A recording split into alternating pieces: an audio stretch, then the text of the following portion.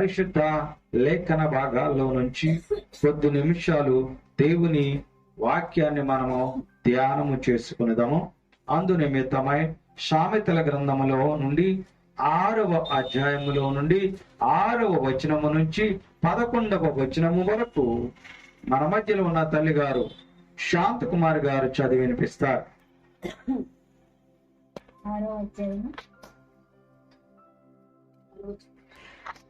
సోమరి సీమల యొద్దకు వెళ్ళుము, వాటి నడతలు కనిపెట్టి జ్ఞానము తెచ్చుకును. వాటికి న్యాయాధిపతి లేకున్నాను, పై విచారణకర్త లేకున్నాను, అధిపతి లేకున్నాను. అవి వేసవికాలమందు ఆహారము సిద్ధపరుచుకును, కోతకాలమందు ధాన్యం కూర్చుకును. సోమరి, ఎందాక నీవు పండుకొని ఉందువు? ఎప్పుడు నిద్రలేచుదువు? ఇక కొంచెము నిద్రించదనని, కొంచెము కునికెదనని, కొంచెము సేపు చేతులు ముడుచుకొని పరుండదనని నీవు అనుసుందువు. అందుచేత దోపిడీగాడు వచ్చినట్లు దారిద్ర్యము నీ వద్దకు వచ్చును, ఆయుధదారుడు వచ్చినట్లు లేమి నీ వద్దకు వచ్చును. ఈ వాక్యం ఇంతపడి దేవుని వాక్యాన్ని నిగూఢముగా పరిశీలన చేయవలసిన వారిగా ఉన్నాం. సామెతల గ్రంథములో 6వ అధ్యాయములో 6వ వచనములో ఏమి చెప్పబడిందంటే, సోమరి, నీవు చేమల యొద్దకు వెళ్ళి వాటి నడతలను ముందు కనిపెట్టు, ఆ తర్వాత నీవు జ్ఞానము తెచ్చుకో అని వాక్యము ద్వారా దేవుడు మాటలాడుతూ ఉన్నాడు. ఎవరితో అంటే, ఎవరిని పిలుస్తున్నాడంటే సోమరి అని పిలుస్తూ ఉన్నాడు. ఇప్పుడు ఈ సోమరి ఎవరి దగ్గరికి వెళ్ళాలి? చీమల దగ్గరకు వెళ్ళాలి. ప్రియులారా, ఈ వాక్యము పలు పర్యాయాలు విని ఉంటాం, కానీ అందులో కొంత లోతైన విశ్లేషణ మనము చేయవలసిన వారిగా ఉన్నాం. ఈ యేసుకృప వాక్కు ద్వారా బయలుపరచబడిన ఈ చీమలు గురించి ఆలోచన చేయాలి. వాక్యంలో ఏమి రాయబడి ఉన్నది? నీవు చీమల యొద్దకు వెళ్ళుము అంది. వెళ్ళి ఏమి చేయమంది? వాని యొక్క నడతలను కనిపెట్టమంది. కనిపెట్టి ఏమి చేయమంది? జ్ఞానము తెచ్చుకోమంది. మరి ఇప్పుడు చీమల నడతలు ఎలాగున్నాయి? ఎక్కడ జ్ఞానాన్ని తెచ్చుకోమని చెప్తున్నది? చీమల దగ్గర కనిపెట్టి తెచ్చుకోమని వాక్యం చెప్తున్నది. అయితే మరి చీమల దగ్గర జ్ఞానం ఉందా? అసలు ఈ చీమల పరిస్థితి ఏంటి మనము గమనించాలి. ఎందుకు చేతనంటే, ప్రపంచంలో 15,700 చీమల జాతులు ఉన్నాయట. మనము ఈ లోకరీతిగా పరిశీలన చేస్తున్నప్పుడు ఎన్నోసార్లు మనము చీమలను చూస్తాం. అవి రకరకాల రంగుల్లో కనపడుతున్నవి, రకరకాల పరిమాణంలో అంటే శైలిలో కనిపిస్తున్నవి, కండ చీమలు కొంచెం లావుగా కనిపిస్తున్నవి, పుల్ల చీమలు, చలి చీమలు, గొప్పు చీమలు, ఇలా రకరకాల చీమలను మనం పేర్లు పెట్టి పిలుస్తూ ఉన్నాం. ఈ చీమలు 15,700 జాతులు కలిగినటువంటి చీమలు ప్రపంచవ్యాప్తంగా ఉంటే జాతులు, అందులో మన భారతదేశంలో 845 రకాల చీమలు ఉన్నాయట. చీమల్లో రకాలు. మరి ఈ చీమలు మనము గమనించినట్లయితే, ఈ చీమల్లో ఒక ప్రాముఖ్యమైన చీమ ప్రమాదకరమైందట. అని 2020 సంవత్సరంలో భారత ప్రభుత్వానికి చెందిన సంస్థ జియోలాజికల్ సర్వే ఆఫ్ ఇండియా అనేటువంటి ప్రభుత్వ సంస్థ పరిశోధన జరిపితే ఆ పరిశోధనలో 15 రకాల కీటకాలు ప్రమాదకరమైనవని తేల్చితే అందులో మొదటి ప్లేసు చీమకు వచ్చింది. ఈ చీమ ప్రమాదకరమైనది అని. మరి అన్ని చీమలు ప్రమాదకరమా అంటే అందులో ప్రధానంగా మనకు కనిపించే మామిడి చెట్ల మీద కనిపించేటువంటి ఎర్రటి చీమందు చూశారు, అది ప్రమాదకరము. అంటే ఒక చీమ కుట్టితేనే తట్టుకోలేము, అలాంటిది 100 చీమలు ఒకేసారి మనిషిని కుడితే చనిపోతాడు అని సర్వేలో తేలింది. చీమ కుడితే మనిషి చనిపోతాడు అంటే చనిపోతాడు. చూడండి, అనేక సందర్భాల్లో పత్రికల్లో గాని టీవీల్లో గాని చూస్తాం, చీమలు కుట్టి చిన్న పిల్లవాడు మృతి అని. అంటే అలాంటి చీమలు తన యొక్క ముళ్ళుతో మనిషిని కుట్టినప్పుడు అది చర్మములో నుంచి చర్మము క్రింద ఉన్నటువంటి రక్తములోనికి ప్రవేశిస్తాది అని పరిశోధించారు. అయితే దీని యొక్క శాస్త్రీయ నామము ఏమనున్నదంటే HCO2H అని అంటారు సైన్స్ లో. మరి ఈ చీమ 4 రకాలైనటువంటి ఆమ్లాలను మనిషిని కుట్టినప్పుడు శరీరంలోనికి వెళతాయట. మెథనోయిక్ ఆమ్లము, ఆల్ఫాలిక్ ఆమ్లము, సాక్టిక్ ఆమ్లము, సిట్రిక్ ఆమ్లము అని 4 రకాల ఆమ్లాలు చీమ కుట్టినప్పుడు మనిషి శరీరంలోకి వెళ్తాయి. అందులో మెథనోయిక్ ఆమ్లము మనిషిని చంపేయటానికి దోహదపడుతుందని పరిశోధనలో తేలింది. ఇది ఎక్కడున్నదంటే ఎర్ర చీమలో ఉన్నది. జామ చెట్టు మీద ఉన్నటువంటి చీమ. ఆ చీమ చాలా డేంజరు అని ప్రభుత్వం వారు జరిపినటువంటి సర్వేలో తేటతెల్లమైంది. మరి ఇలాంటి ప్రమాదకరమైన చీమ దగ్గరగా మనిషి వెళ్ళాలట. ఇప్పుడు వాక్యం ఏం చెప్తుంది? ఇప్పుడు చదవండి. సోమరి నీవు చీమ యొద్దకు వెళ్ళుము. ఎక్కడికి వెళ్ళాలి ఇప్పుడు? ప్రమాదకరంగా ఉన్న చీమ దగ్గరకు వెళ్ళాలి. నిజమా? ప్రమాదకరమా అంటే ఒక చీమ కనపడితేనే మనము ఆ చీమని కాలుతో తొక్కి నలిపేస్తున్నాం. మరి ఒకేసారి 100 చీమలు వస్తే ఏం చేయగలం? వేమన శతకంలో ఏమని ఉన్నదంటే, బలవంతమైన సర్పము చలి చీమల చేత చిక్కి సావదే సుమతి. పాము ఎంత విషం గలదండి! బలవంతమైన సర్పం అంటే పెద్ద సర్పము, పెద్ద పాము. చలి చీమలన్నీ కలిసి 1000 చీమలు ఒకేసారి ఆ పాము మీద దాడి చేస్తే పాము చచ్చిపోతుంది. ప్రమాదకరమైన అత్యంత విషకరమైనటువంటి పామే చలి చీమల చేత చచ్చిపోతుంది. అలాంటి చీమ యొద్దకు వెళ్ళుము అని వాక్యం చెప్తున్నది. వీళ్ళారా గమనించండి. ఎవరి దగ్గరికి వెళ్ళాలి? చీమ దగ్గరికి వెళ్ళాలి. ఎందుకు వెళ్ళాలి? ఇప్పుడు అది విషయం. ఈ చీమ గురించి చెప్పడానికి, చీమ యొక్క చరిత్ర, చీమలు ఏమిటి అనే దాన్ని ఎందుకు చెప్పామంటే, అలాంటి చీమ దగ్గరికి మనిషిని వెళ్ళమని దేవుని వాక్యం సూచిస్తున్నది. వెళ్ళి ఏం చేయాలట అప్పుడు చెప్పండి? వాని నడతలు కనిపెట్టాలి.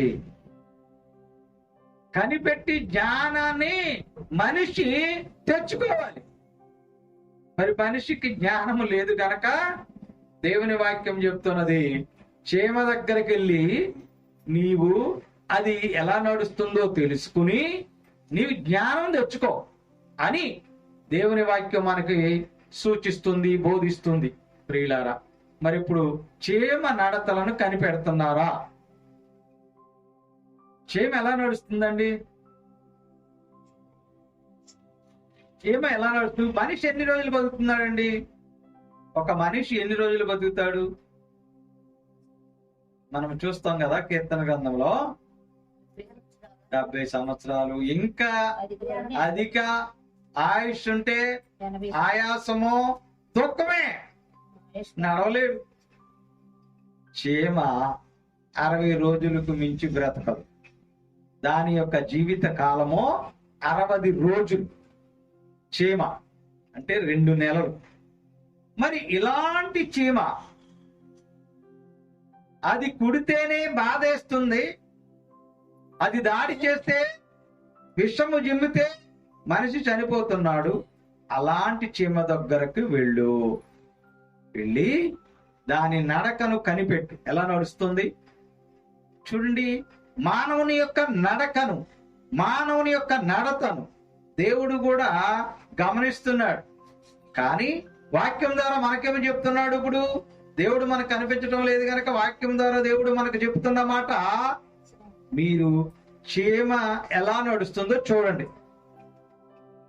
ఎందుకంటే మన నడవడికి బాగోలేదు కదా, మనం నడిచే విధానం సక్రంగా లేదు.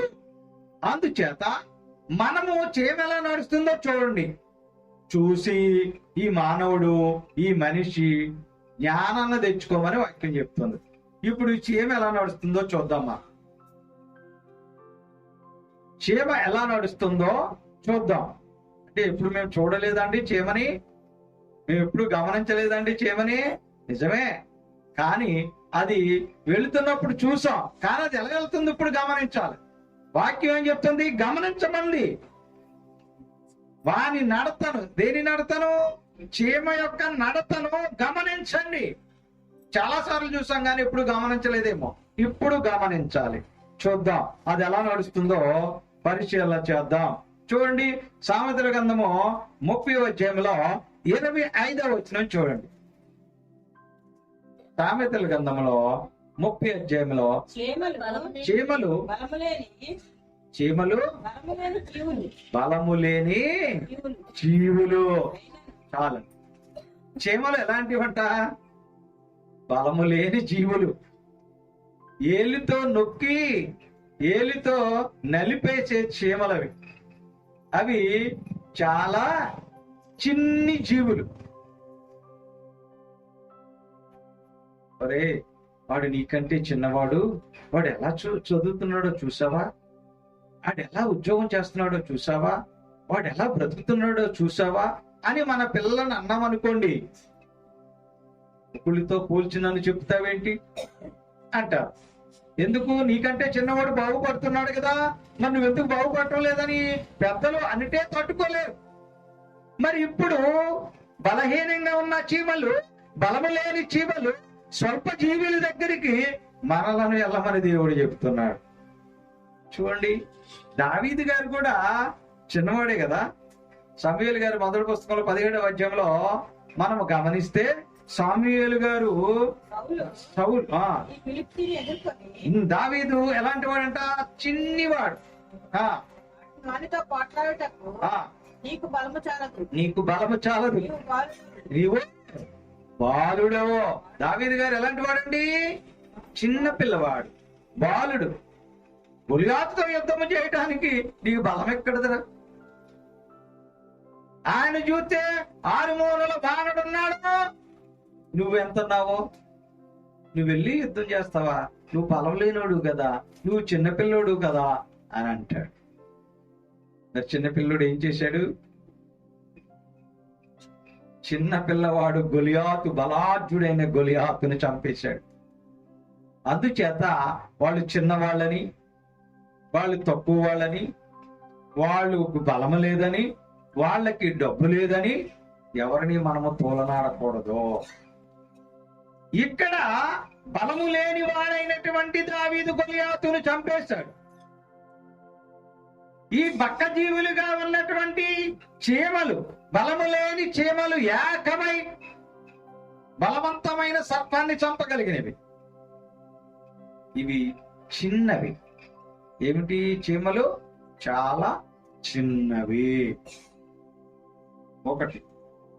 మరి పౌలు గారు కూడా ఆయన కొరింథీయులకు రాసిన 2వ పత్రికలో 12వ అధ్యాయంలో అంటాడు కదా, నేను ఎప్పుడు బలహీనంగా ఉన్నానో, ఎప్పుడు బలము లేని వాడిగా ఉన్నానో అప్పుడే నేను బలవంతుడును అని 12వ అధ్యాయంలో 9వ వచనంలో చెప్పబడుతున్నది. అందుకు అందుకు అందుకు నా కృప నీకు చాలును, నా కృప నీకు చాలును, బలహీనత యందు నా శక్తి పరిపూర్ణమగుచున్నది నా శక్తి పరిపూర్ణమగుచున్నదని నేను నాతో చెప్పాను. ఆయన నాతో చెప్పెను. నేను ఇప్పుడు బలహీనంగా ఉంటే అప్పుడు దేవుడు నాకు శక్తిని ఇస్తాడు అంటాడు పౌలు గారు. ప్రియులారా, అందుచేత ఈ చిన్నవిగా ఉన్న చీమల దగ్గరికి దేవుడు వెళ్ళమన్నాడు. ఇప్పుడు చీమల యొక్క లక్షణం ఏమిటంటే చిన్నవి, స్వల్ప జీవులు. మరి ఇలాంటి స్వల్ప జీవులు, ఇలాంటి బలహీనమైన చీమలు ఏమి కలిగి ఉన్నవంటే సిద్ధపాటు కలిగి ఉన్నవి. సిద్ధపాటు, అలర్ట్ గా ఉన్నవి. ఏమి అలర్ట్ గా ఉన్నవి? 8వ వచనంలో, సామెతల గ్రంథం 6వ అధ్యాయం 8వ వచనంలో, వేసవి కాలమందు ఆహారమును సిద్ధపరచుకుంటున్నవి, కోతకాలమందు అవి ఏం చేస్తున్నవి? కోతకాలమందు ధాన్యమును సమకూర్చుకుంటూ ఉన్నవి. సిద్ధపాటు కలిగి ఉన్నవి. ఎందుకు?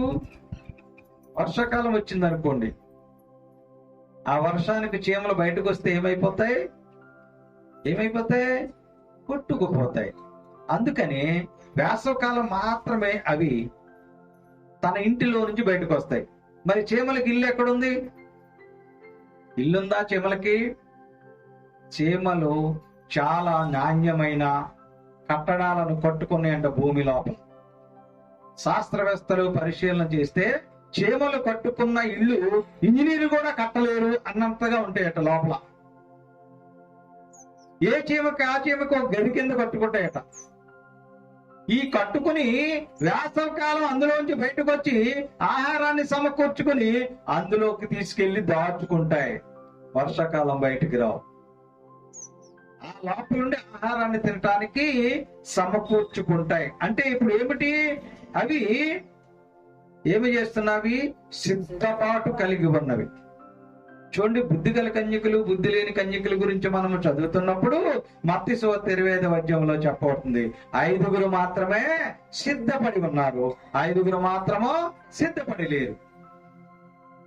మనుషులు సిద్ధపాటు కలిగి ఉండటం లేదు. ఎందుకు తెలుసా? సోమరిపోతులు అయిపోతున్నారు. పని పాట చేయకపోయినా ఏదో విధంగా అక్రంగా సంపాదించుకొని చూడాలని చూస్తున్నారు తప్ప సిద్ధపాటు కలిగి ఉండటం లేదు. కానీ చీమలు ఏమి చేస్తున్నాయట? సిద్ధపాటు కలిగి ఉన్నవి.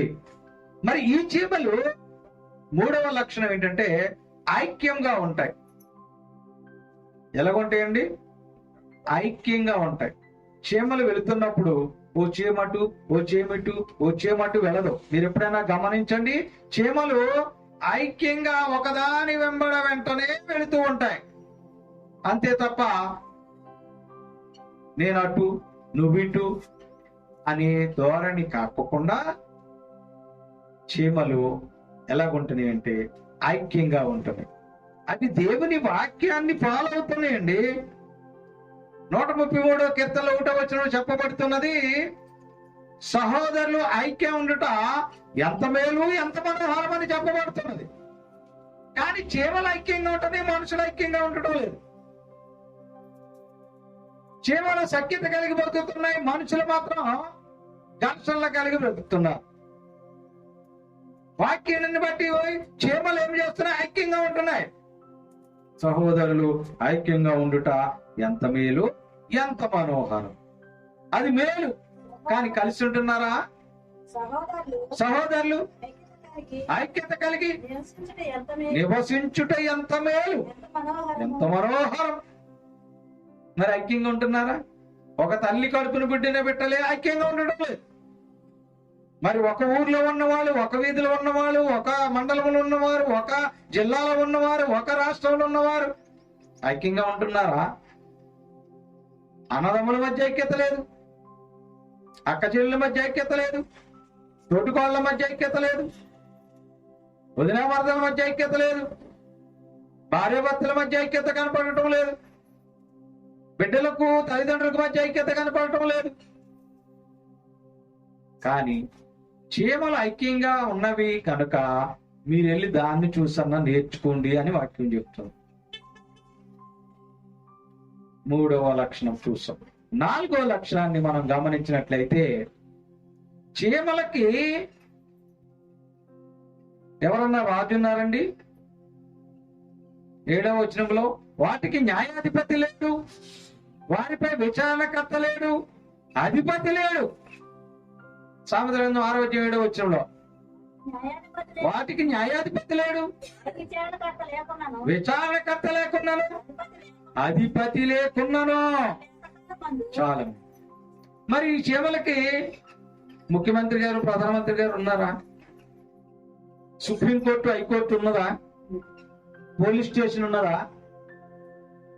వీళ్ళకి ఏమీ లేవు.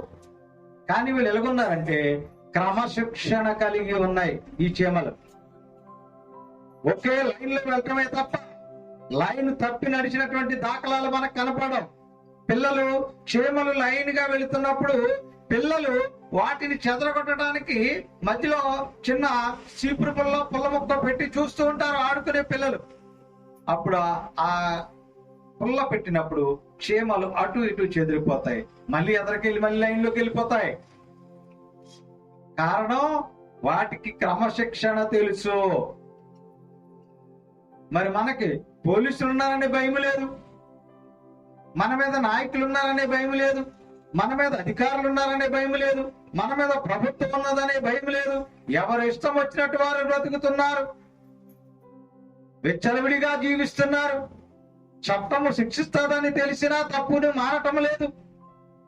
గమనించండి, చీమలు క్రమశిక్షణ కలిగినటువంటి జీవులుగా మనకి కనిపిస్తూ ఉన్నవి.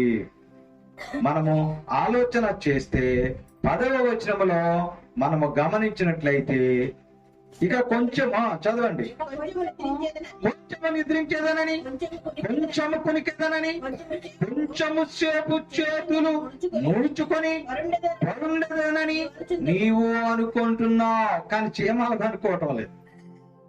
తనకి ఆహారం సంపాదించుకోవటానికి ఎన్నైనా సరే బయటికి వచ్చి ఆహారాన్ని సంపాదించుకుంటూ ఉన్నది. ప్రియులారా, దానిలో చురుకుదనము మనకు కనిపిస్తూ ఉన్నది. గమనించినట్లయితే చూడండి, సామెతల గ్రంథం 12వ అధ్యాయంలో 27వ వచనాన్ని ఒకసారి చూద్దాం. సామెతల గ్రంథము 12వ అధ్యాయంలో సోమరి వేటాడినను పట్టుకొనడు. గొప్ప ఏది భాగ్యము? చురుకుగా నుండుట గొప్ప భాగ్యం. కానీ సోమరు ఎలాగుంటున్నాడు? వేటాడినా గాని ప్రయోజనం లేదు. అందుచేత చురుకుగా ఉన్నటువంటి చీమ దగ్గరికి నీ వెళ్ళు, దానిని చూసైనా చురుకుదనము నేర్చుకో. ప్రియులారా, గమనించండి, చీమకున్న మరొక లక్షణం చురుకుదనము. ఈ చీమలు కష్టపడే తత్వము ఉన్నట్టుగా మనం 8వ వచనంలో చూస్తున్నాం. అది వేసవి కాలంలో ఆహారాన్ని సమకూర్చుకుంటూ ఉన్నవి. ఇది 6వ లక్షణముగా కనిపిస్తూ ఉన్నది. 7వ లక్షణాన్ని గమనిస్తే సామెతల గ్రంథం 6వ అధ్యాయంలో 6వ వచనంలో చీమల దగ్గరకు వెళ్ళి నీవు జ్ఞానము తెచ్చుకో అంటే ఇప్పుడు చీమలు జ్ఞానము కలిగినవిగా ఉన్నవని వాక్యం చెప్తున్నది. ఇప్పుడు ఆలోచించండి, ఇప్పుడు గమనించండి. సొలొమోను గారు అంటున్నాడు, నీకేం కావాలో అడుగని దేవుడు అంటే, ఆయన అంటున్నాడు దినవృత్తాంతంలో 2వ పుస్తకంలో 1వ అధ్యాయంలో 10వ వచనం, అయ్యా నాకు ఏమొద్దయ్యా, నువ్వు ఈ ప్రజలను పరిపాలించమని నాకు అధికారం ఇచ్చావు కదా, వారిని పరిపాలించడానికి నాకు జ్ఞానం ఇవి, నాకు అంతకంటే ఏమొద్దు అని అడిగాడు. మనల్ని దేవుడు అడిగితే మనమేం అడుగుతాం? నా కార్లు ఇవి, బంగ్లాలు ఇవి, మేడలు ఇవి, మిద్దెలు ఇవి అని అడుగుతాం. కానీ ఆయన ఏమడిగాడు? నాకు జ్ఞానము లేదయ్యా, జ్ఞానము దయచేయని దినవృత్తాంతంలో 2వ పుస్తకంలో 1వ అధ్యాయంలో 10వ న్యాయము తీర్చగల శక్తి గలవాడెవడు? నేను ఈ జనుల మధ్య నుండి కార్యములను చక్కబెట్టినట్లు తగిన జ్ఞానమును తెలివిని నాకు దయచేయుము అని అడిగాడండి సొలొమోను గారు. స్త్రీలారా ఆలోచించండి. జ్ఞానం ఉన్నట్టయితే సామెతల గ్రంథం 14:1 జ్ఞానము నీకు ఉన్నట్లయితే జ్ఞానవంతురాలు తన ఇల్లును కట్టును. ఒకవేళ జ్ఞానము లేకపోతే ఏమవుతున్నది? సామెతల గ్రంథం 6:11 దోపిడిగాడు వచ్చినట్లు దారిద్ర్యము నీ మీదకి వచ్చును. నీకు జ్ఞానము లేకపోతే ఆయుధదారుడు వచ్చినట్లు లేమంటే ఏంటో తెలుసా? పేదరికము, కష్టము నీ మీదకి వచ్చును. జ్ఞానము లేక నీవు బ్రతుకుతుండొచ్చు చేత. దేవుని వాక్యం మనకు సెలవిస్తున్న మాట, సోమరి నీవు చీమల యొద్దకు వెళ్ళుము. వెళ్ళి ఏమి చేయాలి? చీమలు బలము లేనివైనప్పటికీ కూడా ఏ విధంగా అవి బ్రతుకుతున్నావో మనము తెలుసుకోవాలని. చీమలు సిద్ధపాటు కలిగినవిగా ఉన్నవి, నీవు సిద్ధపాటు లేని వానిగా బతుకుతున్నావు కనుక చీమల యొద్దకు వెళ్ళుము. చీమలు ఐక్యంగా బ్రతుకుతున్నవి, నీవు మాత్రం అనైక్యతతో, ఘర్షణలతో, గొడవలతో బ్రతుకుతున్నావు గనుక చీమల యొద్దకు వెళ్లి దాని యొక్క ఐక్యతను నువ్వు చూసి నేర్చుకో. ఎఫెసీ పత్రికలో 4:2 మనం చూస్తే ఈ మనుషులు దీర్ఘశాంతముతో, సంపూర్ణ వినయముతో, సాత్వికముతో నడుచుకోవాలని దేవుని వాక్యం చెప్తున్నది. కానీ ఎవరు కూడా సాత్వికము లేదు, దీన మనసు లేదు. అంత ఘర్షణలు, అంత కొట్లాటలు, అంత గొడవలతో బ్రతుకుతూ ఉన్నారు. అందుచేత ఈ మనుష్యులు చీమల యొద్దకు వెళ్ళి వాటికున్న ఐక్యతను చూసి నేర్చుకోండి అని వాక్యము సెలవిస్తూ ఉన్నది. ప్రతి మాటకి కూడా పెడర్థాలు తీస్తూ, ఒకరిపైన ఒకరు ఆరోపణలు చేసుకుంటూ, ఒకరిపై ఒకరు దూషణలు చేసుకుంటూ బ్రతుకుతూ ఉన్నారు ఈ మానవులు. అందుచేత దేవుని వాక్యము చెప్తూ ఉన్నది, చీమల యొద్దకు వెళ్ళము అని. చీమలు క్రమశిక్షణ కలిగి బ్రతుకుతున్నవి, మీకు క్రమశిక్షణ లేదు గనక క్రమశిక్షణ నేర్చుకోవడానికి మీరు చీమల యొద్దకు వెళ్ళండి. ఎన్ని నడతలున్నాయండి? 7 రకాల నడతలున్నవి చీమలవి. అందుచేత ఆ చీమల నడతలను, ఆ వేడిటిని కూడా తెలుసుకోవటానికి మీరు వెళ్ళండి చీమల దగ్గరికి. వెళ్ళి అవి చూసి మీరన్నా జ్ఞానం తెచ్చుకోండి ఇప్పుడు అని వాక్యము మనతో మాట్లాడుతూ ఉన్నది. ప్రియుల, ఎప్పుడు బద్దకిస్తూ వాక్యంలో రాయబడి ఉన్నది కదా, నీకెంతకాలము సోమరి, ఎందాక నీవు పడుకొని ఉందువు, ఇంకొంచేపు పడుకుంటాను, ఇంకొంచేపు నిద్రపోతాను అని చేతులు ముడుచుకుని, కాళ్ళు ముడుచుకుని పండుకుని ఉంటావా? ఇంకెప్పుడు జ్ఞానం వద్ద నీకు? జ్ఞానము కోసము నీవు ఎక్కడికి వెళ్ళాలి? ఇప్పుడు చీమల దగ్గరికి వెళ్ళాలి. ఇక్కడ మనకు అర్థమవుతున్నది, చీమల యొక్క నడతలు 7 రకాలు కనబడుతూ ఉన్నాయి. వాటిని మనము పరిశీలించి జ్ఞానము తెచ్చుకోవాలి అని రాయబడి ఉన్నది. మరి చీమల వలె లేకపోతే, చీమల వలె మనము చురుకుగాను, క్రమశిక్షణగాను, సిద్ధపాటు కలిగి, చురుకుతనము కలిగి, శ్రమించే గుణము కలిగి, జ్ఞానముతో మనము లేకపోతే మన మీదకి ఏమొస్తుందని రాయబడి ఉన్నది. 11వ వచనంలో దోపిడిగాడు వచ్చినట్లు నీ మీదకి ఏమొస్తుంది? దారిద్ర్యం వస్తూ ఉన్నది. ఆయుధగాడు వచ్చినట్టు నీ మీదకి ఏమొస్తున్నది? లేనితనం. మాకు అది లేదు, ఇది లేదు అని అనే పరిస్థితికి దిగజారిపోతారు. అందును బట్టి మీరు సోమరిలాగా ఉంటే ఏమవుతారో సామెతల గ్రంథం 13:4 చెప్పబడుతూ ఉన్నది. సోమరి ఆశపడతాడు, నాకు అది కావాలి, ఇది కావాలని. కానీ వానికి ఏమీ దొరకదు. ఎందుకు? వాడు సోమరి. కనీసం చిన్న జీవులైనా చీమల్లాగా తను బ్రతకటం లేదు. మా అమ్మ నాన్న తెచ్చి పెడతారులే, నా ఆవిడ తెచ్చి పెడతదిలే, నా భర్త తెచ్చి పెడతాడులే అని కూర్చుంటే ఎట్టా కుదురుతుంది? సోమరి ఆశపడతాడు కానీ ఏమీ దొరకదు. 20వ అధ్యాయంలో 4వ వచనంలో మరొక మాట రాయబడి ఉన్నది సామెతల గ్రంథంలో. ఏమనంటే, మీరు ఏమి విత్తుతున్నారు? మీరు సోమరి దున్నిన ఉపయోగం ఏమిటి? విత్తులు వేయి కాలమున విత్తులు వేయి అంటే విత్తనములు జల్లు కాలమున సోమరి దున్నడు. సోమరి దున్నడం. ఎప్పుడు దున్నడు? నువ్వు తొలకరించినప్పుడు దున్నాలి, అంతే తప్ప వేసవకాలం నడి వేసవకాలంలో నువ్వు దున్ని ఏం చేస్తావు? సోమరు ఎప్పుడు దున్నుతున్నాడంట? పదునున్న టైంలో దున్నకుండా పొలాన్ని ఎప్పుడు దున్నుతున్నాడు? కోతకాలమున పంటను గూర్చి వాడు విచారించినప్పుడు వానికి ఏమి దొరకదు. ఎందుకనంటే సోమరి ఆ విత్తనాలు జల్లే కాలంలో దున్నటం మానేశాడు. నిద్రపోయి లేచి లేచి లేచి మెట్ట మధ్యాహ్నం వెళ్ళి దున్నితే ఏంటి ఉపయోగం? అంటే వర్షాకాలంలో దున్నాలి పొలాన్ని. ఈయన ఎప్పుడు దున్నుతున్నాడు? వేసవకాలంలో దున్నుతున్నాడు. ఏమిటి ఉపయోగం? నీరు లేవు, వేసవకాలం విత్తనాలు జల్లితే మొలుస్తాయా? మరి నేను జల్లాను కదా, నేను దున్నాను కదా అని సోమరి అనుకుని,